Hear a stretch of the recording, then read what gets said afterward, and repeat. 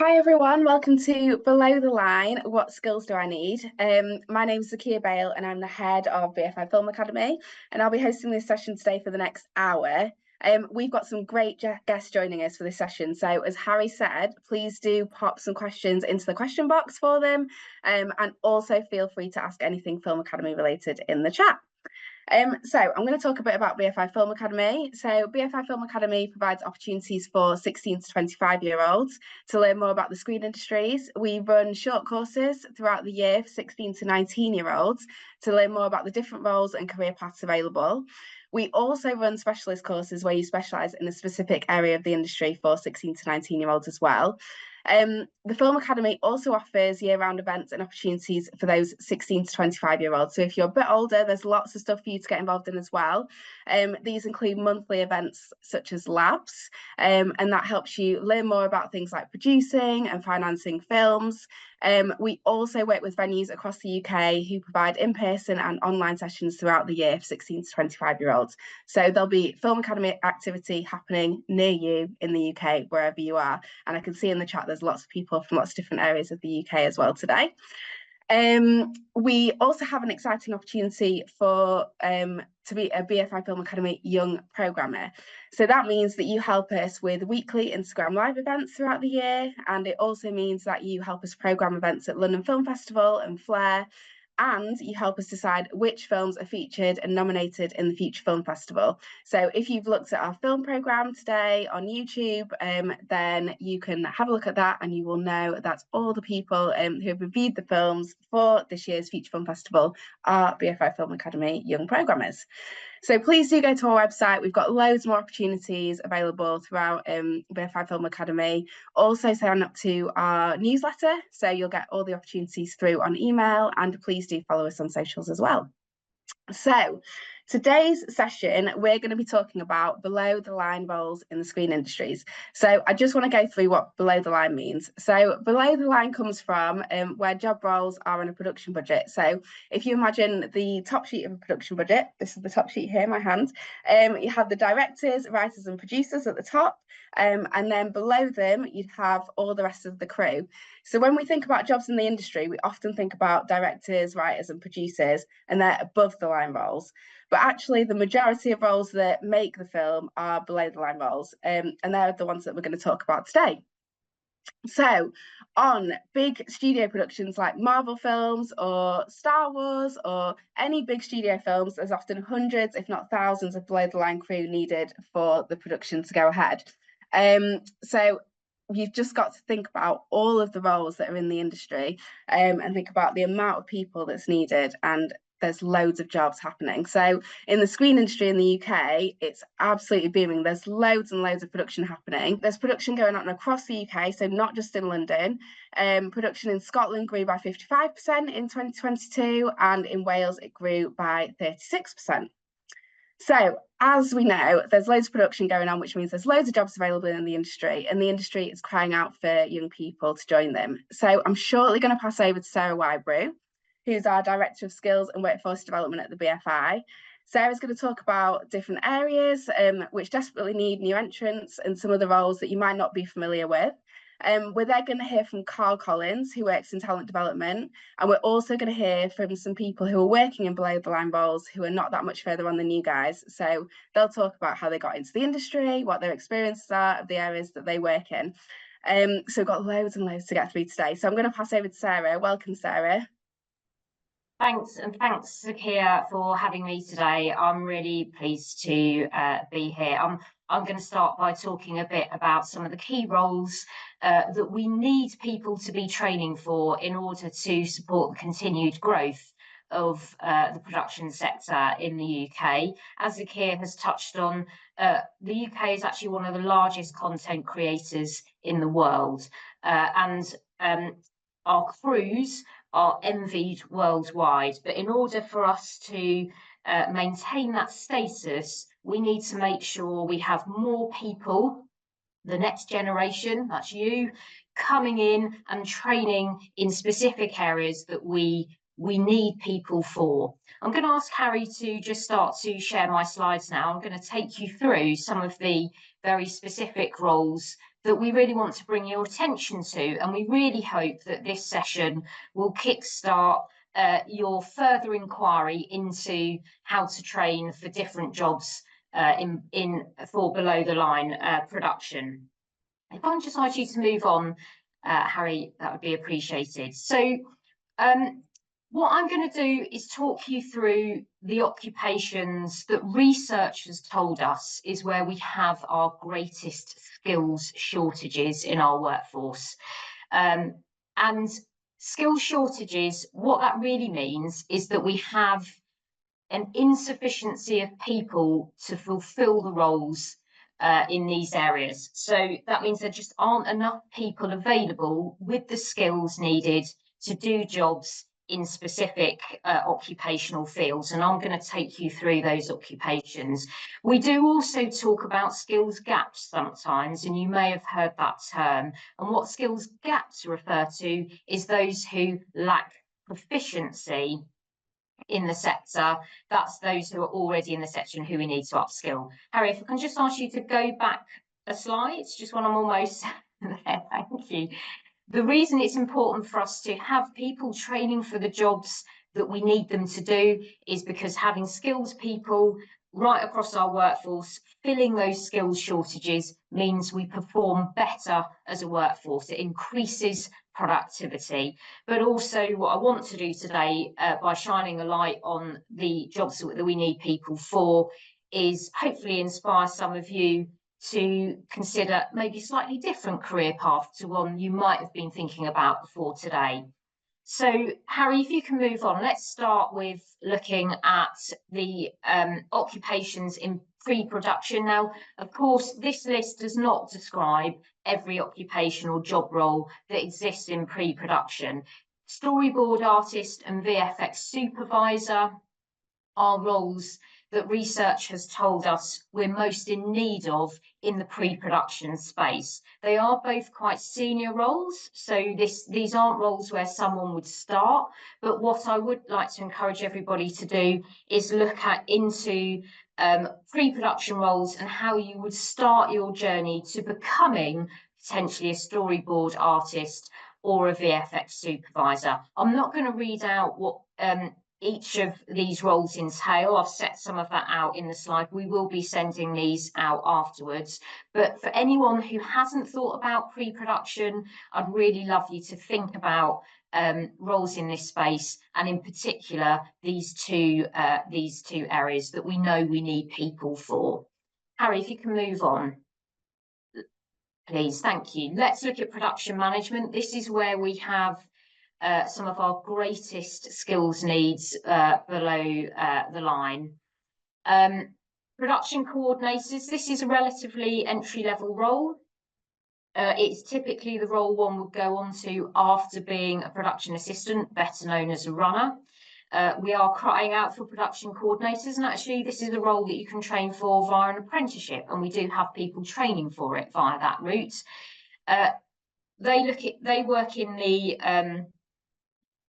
production office, and production management, the production management department is really like the nuts and bolts of looking after the crew and the whole production. Production manager, that's one step up from production coordinator. We're also crying out for those to work in a more senior position in production, but there is really good progression in the sector if you do train to be a production coordinator to quite quickly get into production management. Production accountants, we don't talk about this role enough. It can sound a bit dry to work in accountancy. It's not at all. It's an awesome field to work in. This is actually the role where we have our greatest skills shortage in production. We are desperate for production accountants. And how awesome is it to manage the budget for entire films? And we also need cashiers who work to production accountants. And we also need more people to be working in location management. That's fairly self-explanatory, I think, but obviously they're the people that help find the locations where shoots actually take place. And a relatively new role to the industry, intimacy coordinator. This is really a role that is about supporting the health and safety of actors who obviously take part in simulated sex scenes. It is actually a really important role, and we do need more and more people to get into it. So we've looked at pre-production, we've looked at production management and key roles that we need people for there. Now let's look at the technical department. I think the technical department's super exciting, and I'm always in awe of the specialist skills that are held in this department. These are the occupations that we most need people to train for currently. Lighting technicians, also known as sparks. You do need to be trained in electrical to do this. Gaffers who help control lighting. Grips, we're desperate for grips who obviously help move the camera around, actual camera operators, camera prep technicians, focus pullers, and sound engineers. And actually the beauty of some of these roles, particularly lighting technicians and sound engineers, is that the skills that you gain here can also be applied to other occupations across the creative industries, particularly in theatre and live events. So there's some really good transferability in some of these occupations. Next slide, please, Harry. Craft department, also in awe of some of these skills that exist here. We forget to talk about craft in production, in screen production. It's super important. You never ever see any production that doesn't require high levels of skill in the craft department. We do need more costume designers, but actually more than that, we need people who can actually make costumes. And costume technicians, those who repair the costumes that are worn by the actors and get damaged during production. We also need more people to support set design, props technicians. That's those who there's a range of roles in props. So there are those who make props, and then there are also those who manage props on production. We need more set decorators, and we also need more people working in set construction. That's carpenters, those who build the sets, scenic artists, those who paint the sets, as well as those who also paint paintings that you see in films. If you think about the Harry Potter film and you see all of the artwork in the hallways, that's scenic artists that have and painters that have worked on those. And we also need plasterers. So some of these skills are really about one's dexterity. And we are also desperate for hair, makeup, wigs and prosthetics artists and technicians. Again, some of these roles you can actually train for via an apprenticeship, which means you learn how to do them on the job and get paid for the duration. Next slide, please, Harry. And then we come to post-production. Again, there's a range of roles in post-production, and I'd really encourage you to look into what post-production involves if you haven't already. But here are some of the roles that we most need people to train for: technical operators, those who actually edit the content, post-production engineers, and VFX artists, getting more into using technology to augment the way our filmed content looks. And again, there are apprenticeships in some of these areas. There are roles in post-production and particularly in VFX that would require you to study at higher education because of some of the science and software involved. But actually a lot of the occupations that I've spoken about already can be learned on the job. Next slide, please. And although these areas are not sort of die hard below the line roles, they are linked. So we do need more junior animators in the sector. And again, I would encourage you to look at what's involved in being a junior animator. Again, typically trained for via more traditional routes, but there are, again, apprenticeship routes for this occupation.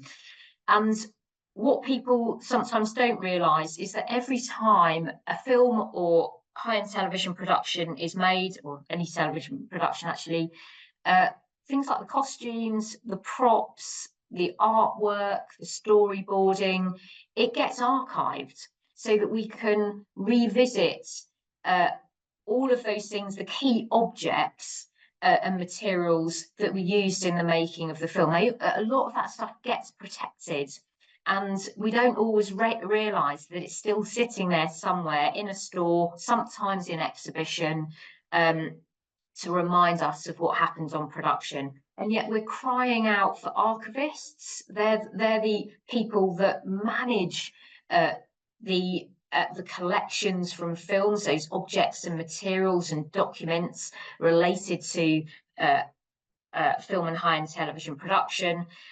Also we're crying out for conservators. There's a bit more science involved in conservation. They're the people, the specialist people who help protect and preserve the objects, materials and documents that we store as an accurate record of the production that was made. And next slide, please, almost there. So I've spoken specifically about some of the occupations that we desperately need to train people for in screen production and below the line. And it's just to reiterate a point that Zakia made at the start. If you watch the credits at the end of a film, you'll see way more people listed working in below the line roles than above the line. So it's really important that we place value on training for below the line roles, and we feel enthusiastic about doing so. But it's also important that we don't overlook and place value on transferable skills. We must recognise the importance of transferable skills. I think Karl's going to talk a bit more about the importance of transferable skills. Here are just some of that there are collective terms for certain transferable skills. These get broken down into more granular skills, but these skills are what we would collectively refer to actually as creative competencies, so that are used actually right across our workforce and right across the economy. There's been really good research undertaken that shows that having these skills that I've listed here are as valuable in the screen industries, in the creative industries, as they are in engineering, in protective services, in health and social care. So these are really important skills to value and place emphasis on developing. And final slide, please, Harry.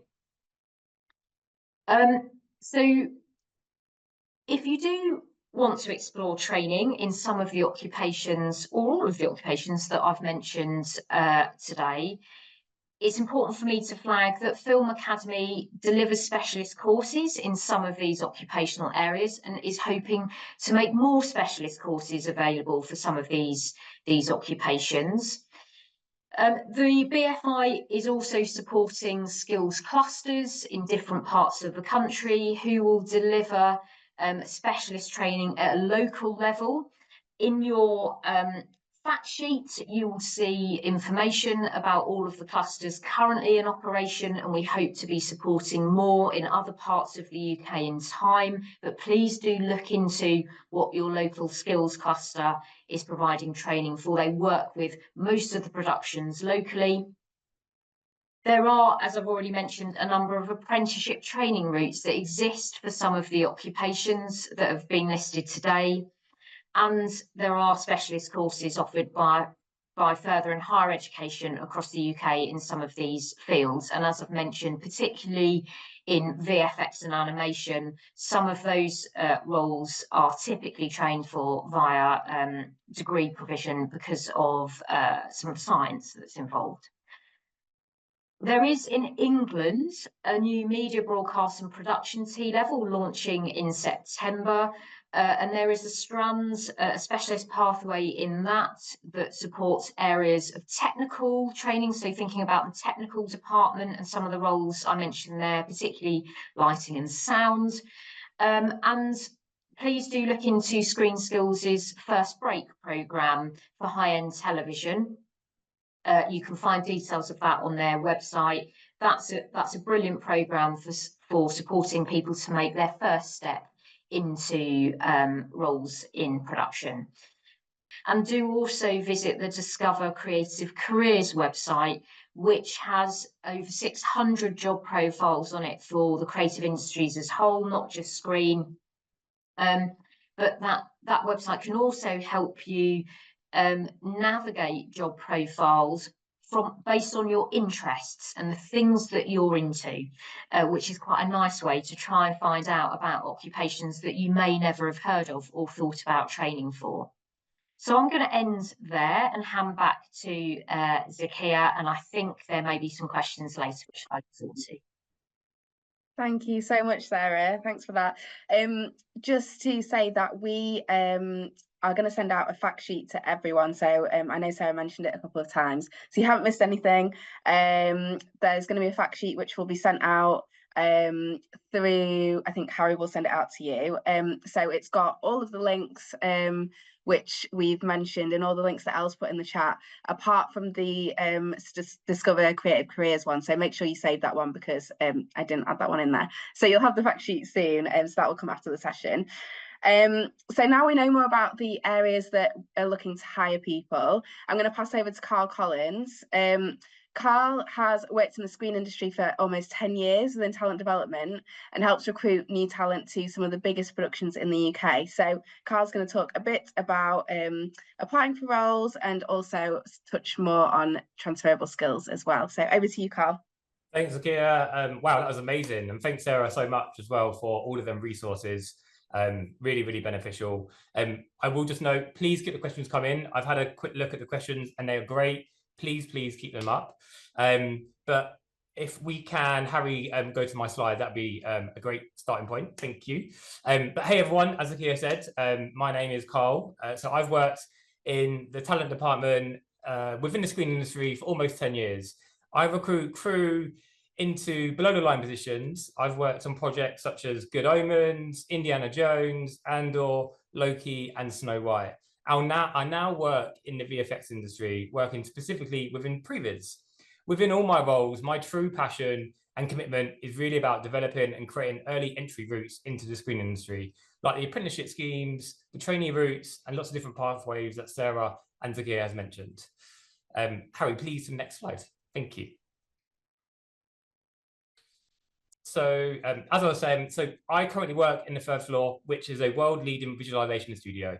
It was founded by a group of artists that have worked together on Star Wars Episode 3, Revenge of the Sith. We offer production support through previs, techviz, postviz, and virtual production. We work with some of the best companies in the TV, film, and games landscape. Next slide, please, Harry. So to get us started, the topic for today is what skills do you need for below the line positions? So I couldn't think of a better entry point into today's session than speaking about CV tips and tricks. It's important to create a CV that is going to have such an instant impact. So the average time spent reviewing a CV is about 5 to 8 seconds. So we as recruiters and talent managers, we review hundreds of CVs. It may sound really short, but people reviewing these CVs will know what we're doing.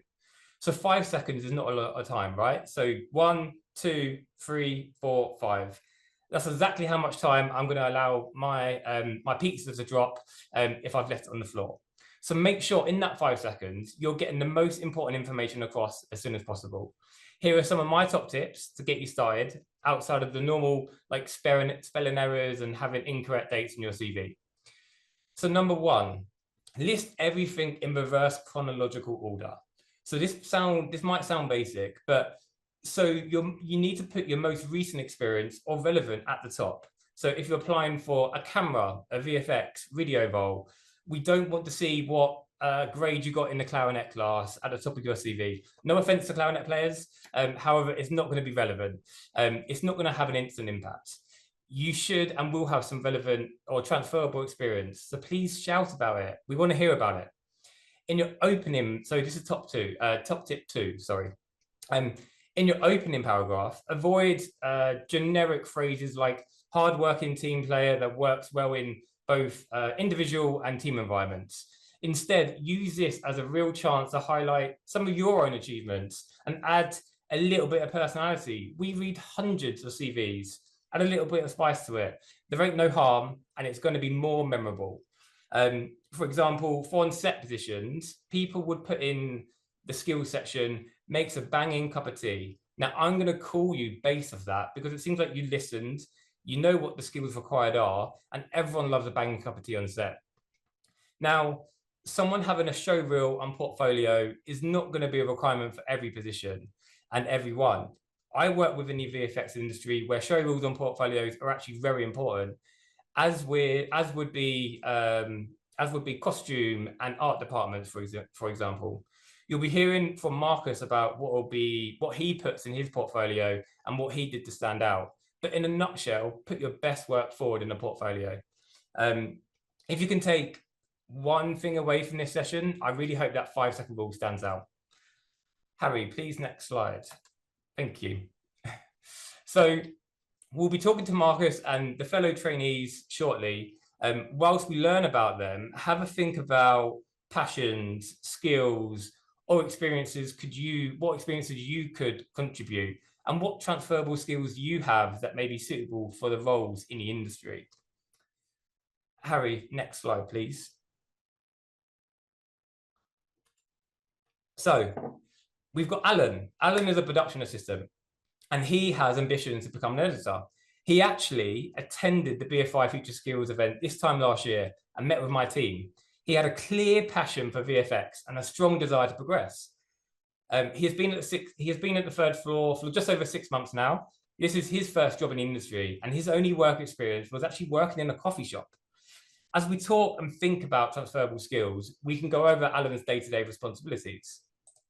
So Alan's role is really varied, as he's the post-production assistant. So he ensures the office runs really smoothly with deliveries, the upkeep of the kitchen, and looking after clients who visit the office. Alan's true passion is editing. And when he has downtime in the office, he'll pop over to the editing suites to really hone his craft and work on his Adobe skills. These are just some of the transferable skills for the production assistant role. So being a great communicator, having great customer service, as he needs to speak with lots of departments on office updates and represent the office at all times. Problem solving. In this industry, producers and work and slate, they get changed really, really quickly and last minutes. So we can have clients turn up really unannounced. So problem solving is great. And then finally, budgeting. You would always think, what would you need to be budgeting in a production assistant role? But he needs to ensure he stays within the budget when ordering food for clients and the kitchen and the office, and also organising events which involve a cost. Now, I understand everyone is not going to want to work in production or editing, so some of these transferable skills and passions may be suitable for roles in other departments, including sustainability, recycling, looking after the environment. Film and TV productions are doing everything to ensure they are more green. So if you're passionate about that, you can help them achieve that goal. Drawing and painting, great if you want to work in art departments. Sara mentioned set deck and prop making, or even previs. You've got knowledge of geography, great if you want to work in locations. And photography, again, great for locations and art departments if you enjoy taking pictures of architecture or landscapes. And then finally, good with numbers, figures, or data. Great for an accounts department. You could be working in a finance team on a major film. So really reflect on yourself here. What interests and skills do you have? And next slide, please, Harry. Thank you. So the exciting part is now, so you've now figured out what you want to do and you've submitted your application. You'll get the opportunity to meet with the recruitment/talent team. With entry-level roles, you'll tend to have 2 interviews, one with the recruitment or talent with people aka like me. We call this a screening call, and one with the hiring team. So either production, supervisor, or head of departments. My job as a talent manager is to really ensure you're as prepared as possible to meet with the hiring department. So we would cover logistics like location, how long the contract is, the very important info on how much you'll be paid, and the basic requirements. So some roles require heavy lifting, like the camera or the grip department, or some roles involve being outside, like locations. We will make this very clear during the screening process. During this call, we strongly encourage you to be as open as possible with me or the team, as we're here to help. We want to hear about your transferable skills, what projects you've worked on, what you like doing. If you hate sitting down on a desk all day, then we're probably going to suggest the accounts or the production office isn't going to be quite right for you. We also want to tell you about all the experiences you've had, including that time you worked in a Subway or the local pub and made 20 sandwiches or poured 20 Guinnesses back to back whilst dealing with really rude, difficult customers. That's great transferable skills. We know how hard it is. Please tell us. We want to hear all about it. During this screening call, you can also make the team aware of any reasonable adjustments you may require. And then the dreaded final stage. PS, it's not dreaded. With the manager, with the hiring manager, it's really hard to advise people on how not to be nervous, but nerves is a good thing. Sometimes it shows that you care. However, we don't want to be too nervous and not say a word. Try and develop a self-confidence. This call will generally be 15 to 20 minutes long. Try and be as flexible as possible with these calls, as typically hiring managers will be on a working set and don't have loads of time to fit the interview in. So please try and be as flexible as possible. Really outline your transferable skills during this interview and ensure you know what the role requirements are. You don't want to say you're really into tech, so you love the sound of video and the dip department if you're interviewing for a set dep position. And then finally, please do not be too disheartened if you're not successful. The industry is doing its best to encourage feedback after every interview, so you can learn and move forward, and the more you practice, the more you learn. Next slide, please, Harry. Thank you. So congrats. You've secured your role within the screen industry. Go and celebrate, as this is just the beginning. You've got your offer and you've accepted your dream job. Now the hard work really starts. If you're working in a studio, do a practice run with public transport and plan your route. You do not want to be late on your first day. In this industry, on time is late. Your expectations as a trainee or any entry-level role will be to do the food, coffee, tea runs, delivering messages, and typically maintain the upkeep of the equipment and workstations and being a very extra helpful pair of hands. Introduce yourself and be friendly and respectful. However, it's on you to ask questions and use initiative to get involved in tasks. Be inquisitive and ask questions. Speak up at all stages if you don't understand any element of a task. Please be aware you are not going to be directing the scene, unfortunately not, especially in your first week, or be operating the cameras or shouting cut. It's early starts and long hours. Some call times can be as early as 7 a.m. So if it takes you an hour to travel, you need to be getting up at 5:30 in the morning, and you're probably not going to get back until 7, 8 o'clock at night. Really, really be prepared for this. The hours and days are long. It can also be cold and wet in studios and locations. Unfortunately, we don't have control over the weather. We live in the UK. We all know the weather is absolutely rubbish. So wear and buy appropriate clothing. Next slide, please, Harry. So I wanted to talk a little bit more about perceptions in the industry. So one of the first perceptions is not enough jobs.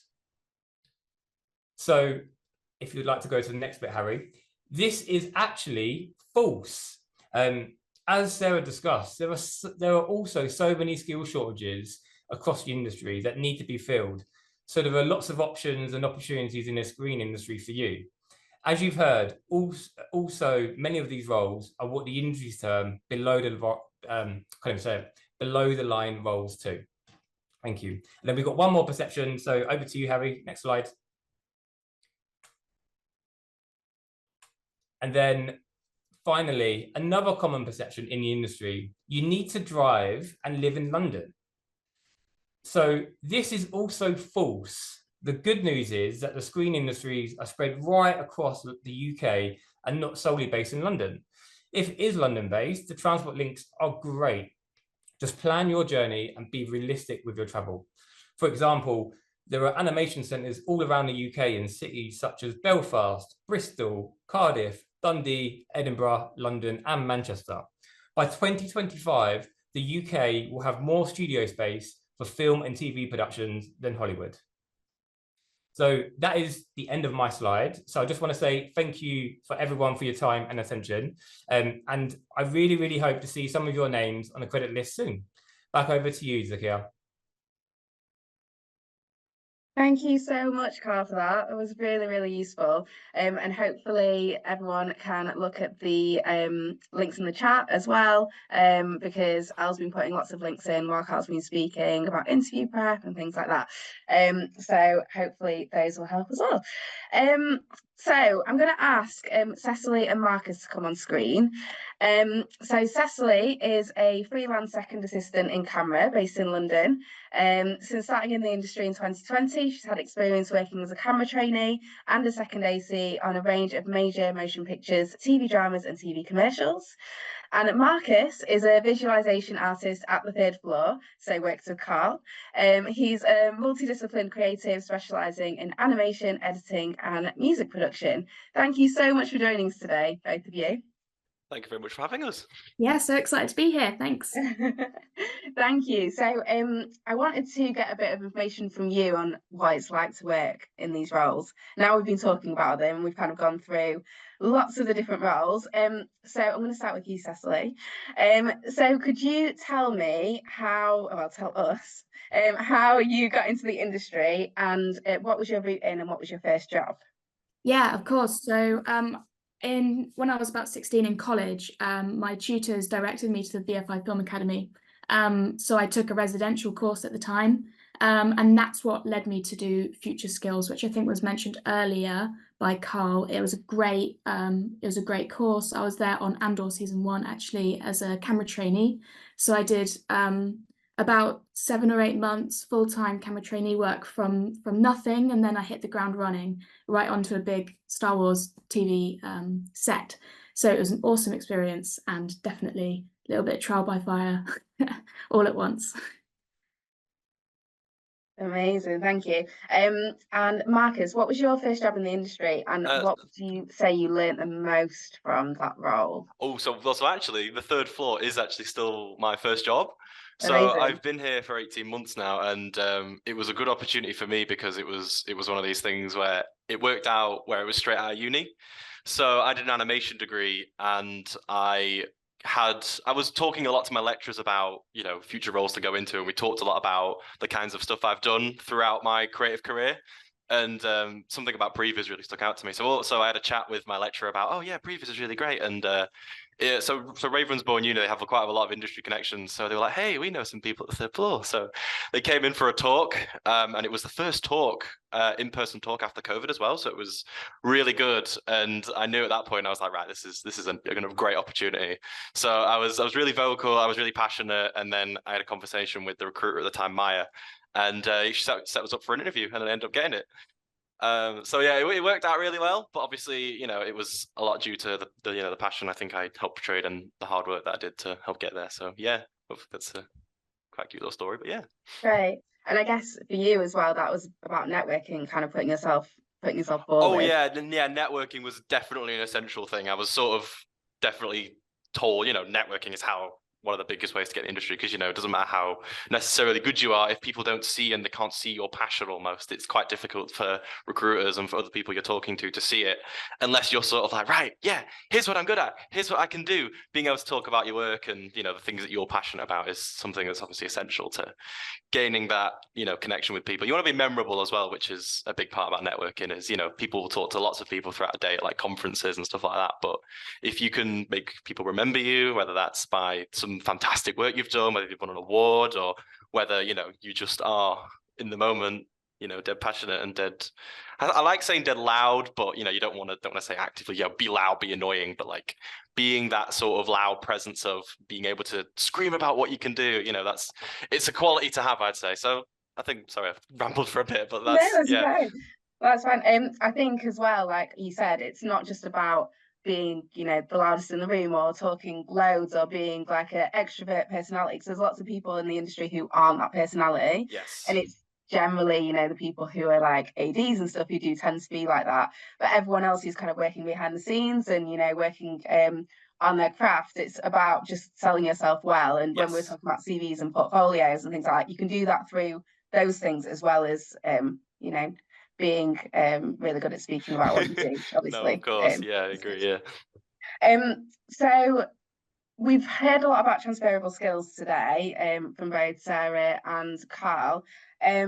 Marcus, could you tell me what you think the transferable skills are for your job? And I guess this is your kind of first job in the industry, so for this job Yeah, so I think I came into it with technical wise, definitely just knowing how a camera works, for example, because, you know, I had a background in film. So just knowing a camera, so that's quite, you know, so a lot of people have either played with at least a phone. So knowing and understanding how that can work can be great. And even if you're not doing something where you are making films or you're using camera, just knowing how something like that works is great. And then soft skills wise, it's obviously communicating, because you're always, whether, you know, it's not like super constantly talking, but just being able to take notes. So because you are going to be talking to supervisors, you are going to be reading and understanding feedback. So being able to take feedback is obviously such a great thing. And then just being personable. So, you know, whether that's in not necessarily a social environment, but in meetings and stuff like that, just being able to go, okay, here's what I'm struggling with, or here's what I need help with, or just kind of having that way of being like, yo, here's what I want help with, or, you know, so I think just being sociable in general is quite a good transferable soft skill. But like I said, it's not necessarily about being extroverted, but I don't know. I think just in general, digital skills is obviously quite a modern thing to say people like need to have. But digital skills nowadays isn't, like I said, it isn't just knowing how the most high-tech, most expensive piece of equipment works. It is something like, can you? So I had a conversation with a few people about, can you make a film and edit a film just off your phone? Which these days everyone has some kind of smartphone, and you've got a camera, you've got a computer to be able to edit stuff together. So that can be as simple as having those digital skills. So I think that's a big one. But yeah, I think that about summarizes it, hopefully. That's great, thank you. And Cecily, could you do the same? What are the transferable skills for your role, do you think?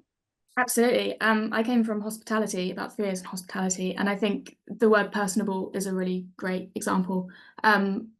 If you're studying at university and you've got friends your own age, that's great, you're making films together, but a part-time job whilst you're studying, you'll be meeting so many other types of people, people outside your age range, professionals, and I think being able to communicate with different people is what I'm doing all the time now. Every time I go to a new set, be it a commercial or a film, it's different people every time. So it's just that skill of being able to meet someone new, no matter who they are, and being able to come across really well.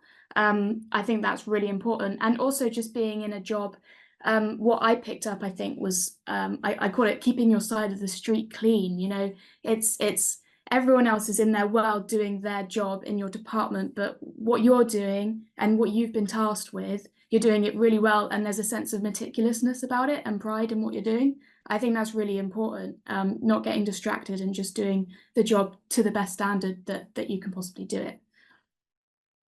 Amazing, thank you. So in your current position, Cecily, what does your day-to-day look like? Yeah, so when I get a job in, I was in long form for a long time, and that was many months on a TV show or a big film, kind of going to the same sort of studio with the same crew for many months at a time. Nowadays, it's more commercials, so I've moved into the more commercial sphere, which is shorter jobs, maybe 1 to 3 days, but a different location every time. So no matter where it is, it's sort of a very early start, like was mentioned before. I like to get there ahead of my department. So sometimes it's a 4:30 or 5 a.m. start, which is a bit like, sounds overwhelming, you get used to it. I get there, preferably, like I say, ahead of everyone else, and just give the location a scout out. I find we need to know where the kit can go. We need to know if there's any issues with the set. Are we upstairs first? Are we downstairs first? Are we outside? Are we inside? Just get a lowdown of the day from the producers really gives my team a head start. And then the whole day is just helping to build the camera, organize the kit. The day is mostly me doing slates. I'm a second AC, so I'm marking the clapboard, keeping a note of the slate number, loading the camera most importantly, and taking care of the data when the card is filled up, and then packing down at the end of the day, loading a van usually, making sure everything is there and accounted for in the right place, and then usually I'm back home ready for dinner at about 8 o'clock. Amazing, thank you. And Marcus, could you just tell us what your day-to-day looks like as well? A complete other end of the spectrum being a behind the desk role. Because obviously we have in especially visual effects now, since the pandemic, a lot of studios are still at least either hybrid. So that could be working from home or working in an office. I think some studios are now doing like 2 or 3 days a week. So I will do 2 days a week in the office at least now, which is great. But regardless, my day starts with usually a morning meeting, which is usually the supervisor and everyone in the team sort of discussing tasks for the day, or if there's anything coming from the client or anything like that. It's sort of just giving a rundown of what's going on in the day. If I'm in the office, it's usually an hour earlier I get up, but if I'm working from home, I've got that time to sort of just wake up, eat, get straight online. But yeah, and then the day usually is just cracking on with tasks. It's animating. It's usually behind a desk with either like some people use Wacom tablets, which is obviously down to preference for animation and stuff like that. So we're animating characters, we're lighting scenes, we're animating cameras, we're doing a bit of rendering. And then luckily with the nature of some projects or some of the stuff we do internally, we might have a day where we record some mocap. So we'll get actually in these mocap suits. Something great about Third Floor is that they get just artists doing it. So it's like we're all doing our own thing. So we might get into a mocap suit. We might use virtual camera setups and stuff like that. And then throughout the day, we'll go on calls with other artists or the supervisor or the editor to discuss notes like constantly. It's very much you do something quickly, you get it out, you get feedback, you discuss that feedback. But yeah, it's behind a computer. It's great fun though, and especially when you come to the office, it can be a lot more social. Like we get the opportunity to do things like team lunches and sometimes going out after work, which can be really good, especially with us being based so centrally in London. But yeah, and it's a scheduled week, 40-hour week, which is good. So we have the same hours. We can get into quite a good routine. But that can be more for people who want that sort of routine, these kind of behind the desk roles, which are very frequent, especially in visual effects. There's a lot to do with the computer these days. So yeah, great. I love my day to day. It's great. It's obviously it can sound boring just saying we're behind a desk all day, but hopefully some of the stuff I've said makes it sound less fun and a bit more fun, more exciting. And can you just clarify, you said mocap, can you of course, yes, I'm so sorry. So mocap, motion capture. So in visual effects, in general, some things aren't hand animated. It's people putting on motion capture suits with sensors and then recording in real time the movement. So even in pre-visualization, it's not as like super expensive as some of the really high-tech film motion capture suits. But we have the technology to still do it properly and it look really good. And then we can use that, we can tweak it inside our 3D software. But yeah, it's great for us just to get the opportunity to do that as well as, just being behind the computer. Thank you. Okay, Cecily, can you give me the one thing you enjoy most about your job and why would you recommend your job as a career path for someone else? It's always moving. In terms of camera department, it's always changing. New people, new sets. I get to explore Captain Marvel's ship one day and be shooting on a working aircraft carrier one day. And these are not things I take lightly. I think they're huge privileges to be able to be there and get really excited and be really nerdy about an industry that I love. It's just so exciting and always changing. Thank you. And Marcus, can you give us one thing you enjoy most about your job as well? The ability to be creative. I feel like I feel like in a visual effects role, creativity is like the center of it all, and especially in pre-visualization, you've got such a good opportunity to be creative, whether that's coming up with new shot ideas, animating some really cool sequence, whether it's like oh my god, this works, because not all the times you get something really specific where it's like you have to do this. Sometimes it's like okay, go, and that sometimes could be the most fun. Sometimes it can also be the most stressful because it's like the pressure's on, but once you get into that feeling of actually no, my ideas are valid, they are good.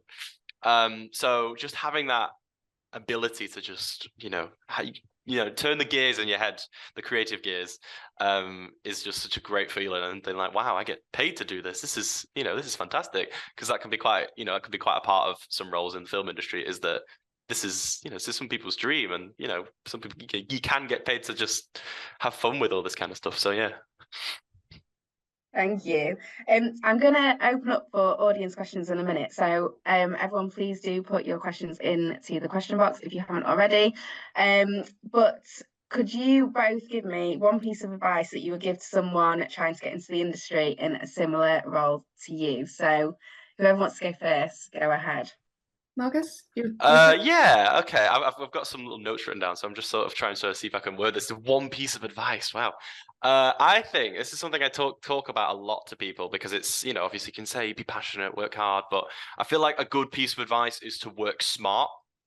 So it doesn't matter how hard you work. If it isn't the right work, then you could be leading yourself down the wrong path. So this is something I tell my partner, tell my friends, I tell all these kind of people. If you're doing the right work to get yourself down that path, whether it's just doing a tiny bit of research, just a little bit of, okay, here's what I'm working towards. You sort of, when you set yourself goals, it can just be easier to sometimes go, right, this is what I know what I need to do now. And then you feel better about doing it, because sometimes the grind, working really hard, especially if it's stuff you don't want to be doing, it isn't really fun. So I think that is the best thing to say, is to work hard, work smart. Not because that's what I mean. You want to combine. You don't want to say work smart and not harder, because hard work is still an essential key aspect of any role in the industry. But work smart, I think, is a really great way to put it. I would say that's a great one. And my advice would be, whether you're in university or not, whether you're working, just get on set. If it's not your department, obviously post-production would be totally different. Then my advice would probably be get in a production house. But in terms of camera grip, any kind of on-set work that you want to do, if it's not your department, if you can't find the exact dream job that you want, get on set in some capacity, learn the landscape of a set, the etiquette, find your friends, find your people, find what department is the best for you. And the only way you're going to find that out really is if you try it out. So go and do some runner jobs, make some coffees, get there. Amazing, thank you both. So that is the end of our questions with you guys, but we're going to open up for audience questions. So please could Sara and Karl just come on camera so we can do audience questions. While we do that, Harry, could you please put up the slide of the other companies on screen? So I've put together a slide. It's literally just of all the big companies who have dedicated training programs across the UK. So you can see that there's loads of stuff happening if you do want to sign up and get involved in a training program. So those range from things like Amazon and ITV to things like BAFTA, Screen Skills, the BFI Network. There's also the Eric app. Eric app has loads of opportunities on it. And these are just a few of the kind of really big ones that you can apply to. However, like I said before, we've got a fact sheet coming out. So on the fact sheet, there are links to all of the more local training providers which are near to you. So wherever you're based in the UK, there should be a link on there so you can look at all of the kind of more local training that you can take part in for below the line roles. So we'll send that around at the end of the session, like I said, and there's also links to Film Academy opportunities on there as well, if you missed some of those at the start.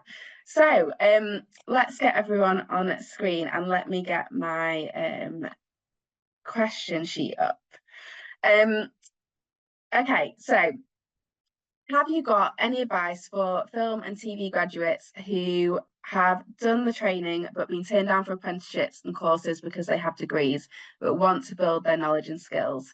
I feel like, Sara, that's a question for you. Thanks, Zakir. It is a tricky one, this, and it's probably important to say that apprenticeships and the rules around who can and can't do an apprenticeship slightly varies by nation across the UK. It's a devolved system, so how apprenticeships work in England versus Scotland, Northern Ireland and Wales, it varies between each. However, as a rough rule, and very much is the case in England and Wales, if you do have a degree, you are still eligible to do any apprenticeship as long as that apprenticeship is in a different subject to your degree.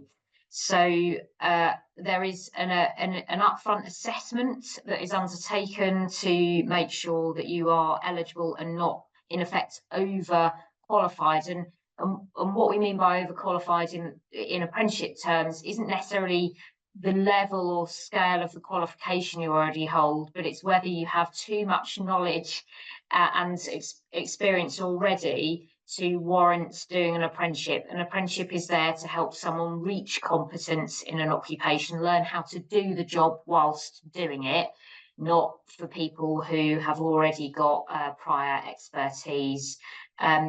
However, if you can't get onto an apprenticeship, there are a range of other programs. I mentioned First Break, which is run by Screen Skills. And if you do look at the work that the skills clusters that I mentioned as well are offering around the country, many of those offer paid trainee positions on production that don't require the formality of an apprenticeship. So I hope that helps. Great, thank you. Okay, next question is there any advice for balancing trying to find the first paid jobs in film and TV, I assume, doing unpaid short films for experience and keeping a normal job to pay the bills? So I guess the question is around how do you balance finding what you actually want to do in the industry while doing all of the other stuff that you need to do for experience and living life and paying bills and keeping a roof over your head? Could I quickly come in on that? I don't know if anyone else wants to also come in. I suspect others have got much better advice than I have here, but I do think it's really important for people who want to come into the industry, and it builds on something that Cecily mentioned earlier, that you get a feel for the different jobs that exist in production. It's very easy to just want to work in the film and television sector, but actually workplaces and workforces are an ecosystem where every single job matters. Every occupational field matters. That means if you're doing that role, you matter. So I'd probably encourage people in the first instance to just look through the range of job profiles and what's involved in each type of occupation. And we've included a link where you can look at different job profiles in production. So you get a feel for the skills and knowledge needed to do those roles. Let that be your starting place. Otherwise, there is a risk that you'll spend a lot of time doing stuff that you don't really want to do and trying to juggle too much. Great, thank you. Does anyone else want to just jump in on that about balancing working a side job whilst trying to pursue a career in the industry? I think I could just add that I know a lot of people that are doing this kind of, they've got a part-time job for paying their rent and keeping their bills tidy, and then also finding running work. I think when you get to that point where you're looking for the jobs, I think it's most helpful to be upfront when you're talking to an employer about, I'd really like to grow my business, grow my practice, and I'd like to do some part-time work. Is there any room for flexibility in this work? I've heard a lot of stories about people saying, oh, I just take sick days to go and work on a set. And I think that although that might work, it's not super sustainable. So I would say there are jobs out there, part-time work, that they'll be flexible and understanding about your position. So just be upfront about that if you can. I think that's a more sustainable way to go about it. Okay, next question is, if you're multi-skilled, how do you pick where to start? I feel like I'm sending 5 different applications for entry-level positions to the same company, and I might come across unfavourably. I think I could answer this. Yeah. So this is a more unique approach because this was my entire second year of uni, was trying to pick a specialism. And I think obviously, yeah, especially in film production, there can be very specific roles, but I think the stigma doesn't necessarily come from, oh, I need to pick a specialism. It's that when some people choose a job, they think that's where they're at forever. So my role, luckily, I went down the route of finding a role where I could do everything. So something like Previs, for example, I'm being able to use my film production background with my new animation skills that I've gained. But I think it comes from being in an environment where you're able to learn things from other people. Because I feel like getting a first job in whatever role is the first barrier. So already I've entered the third floor doing my role, and I'm already like starting to chat to people about other alternative pathways. And that can sometimes, especially if you're already in, you can sort of have those conversations with the correct people. So that's a different way of thinking about it. I think obviously it might not be the answer to your question, but it's sometimes like, even if you just pick a role and you tailor your like CV obviously to that role you're applying for, which can obviously be good, putting the more relevant skills at the top, that's probably a given. But something is, you know, getting into a role and then being like, okay, this isn't what I have to do forever, I don't have to do this. That can sometimes just be a different way of thinking about it. Thank you. Okay, we've got one here which says, is going to university and studying a relevant course beneficial when applying for a job, or is an apprenticeship better? Sarah, I was going to give that one to you. That's a bit tricky to answer, really, because it depends on what you're studying to do. Apprenticeships are more occupationally specific, so they're designed to train you for a more specific job role, whereas typically by design, degree programs are much broader brush. So they're much more about knowledge and inquiry about a field or subject area. An apprenticeship is classed as a technical training route, vocational training route, and is focused on an occupation. So it's not really about which one is better. I think it's more about what do you want to do. If you know you want to pursue a more specific career, then an apprenticeship route is a really good place to start. If you're not sure and actually you just want to learn more about the general field of film, then actually a degree in film would be helpful. It is only fair that I share that there is research that shows that degree programs are, and I'm generalizing here, aren't necessarily training people specifically for roles in the workforce, but they're not designed to. So I think there is a requirement actually to make sure people understand that more upfront. So I hope that helps. I can second the uni thing about not knowing what it is you're doing and then using uni as a time to sort of figure that out. Because whether it's lecturers or whether it's using, because obviously at uni, if you're in an apprenticeship, you're working full time basically. But when you're at uni, you're a lot less like, you know, you've got a lot more free time, not free time, but you've got a lot more time to sort of find yourself and discover yourself. And that can just simply be doing extra work on the side while still doing uni, because you've obviously got more freedom to do that. Talking to the right people, because remember, you're at uni with loads of other people in the same boat, so even just having those conversations can sort of be like, okay, actually this is something I could be considered. And like I said, my path to Prevas started by just being curious in second year, but actually what are the very different roles that exist rather than just like character animation or something like that.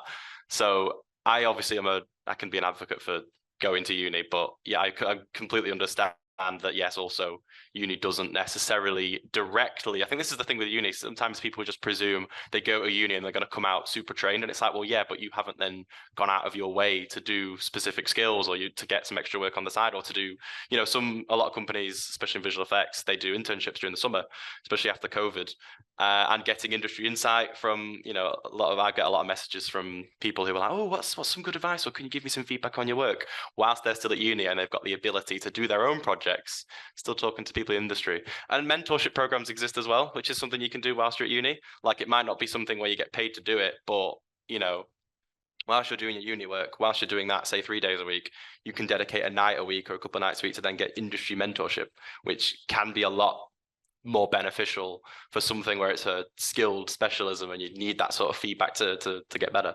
And even in my job currently, feedback from supervisors is obviously what helps get me better. But yeah, uni, you've got time to basically grow yourself, but you know, you have to make the most of the time rather than just, okay, I'm in uni certain amount of hours a week. You've then got so much more time to do so much more for yourself. I think that helps with that point. Thank you. Okay, I am getting messages saying we need to finish. So we've run over time, but I just wanted to address, we've had, I think a lot of the questions have been answered by my colleagues in the chat or in the Q&A box. We've had quite a lot of messages about art department and costume and getting into art department roles. What I would say is that there's a huge, as we said, shortage of people who are working in the art department. So there's a lot of things on like Screen Skills website. There's a lot of trainee programs which are focused on getting people into the art department. So if you have a look down the organizations which we put up earlier, so the bigger companies, there'll be trainee positions in art department roles. And then also when we send the fact sheet out, if you have a look at the job profiles and some of the more local training providers, there'll also be art department roles in there as well. So please do have a look at that. Any other art department questions, obviously, if you want to email us, filmacademy@bfi.org.uk, we can answer those more specifically. Right, I'm going to end this session here. Thank you so much to Sara, Karl, Cecily and Marcus for joining us. It's been so good to have you here. Thank you.